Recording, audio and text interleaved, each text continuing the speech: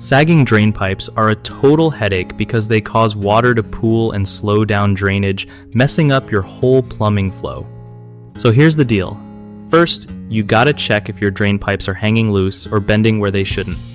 If they are, grab some pipe hangers or brackets and secure those bad boys to the wall or ceiling studs.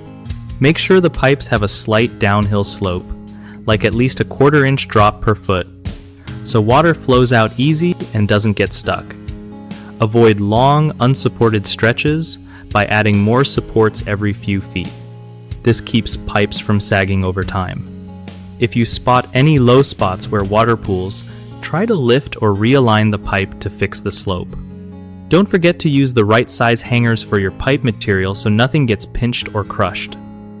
Also, inspect for any cracks or damage where water could leak, because that can slow drainage even more. Lastly, clean out your drains regularly to keep debris from backing up and making the sag worse.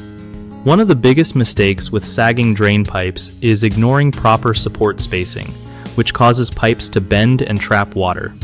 Fix this by adding hangers every 4 feet for plastic pipes or every 6 feet for metal ones. Another is skipping the correct slope.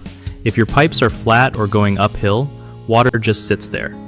Adjust them to have that 1/4 inch per foot downward angle. Lastly, using the wrong hanger types can crush pipes or let them slide around. Always pick hangers designed for your pipe material and size to keep everything stable.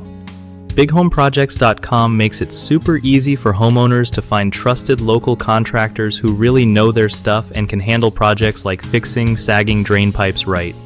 Plus, it helps contractors connect with people looking for reliable help so everyone wins.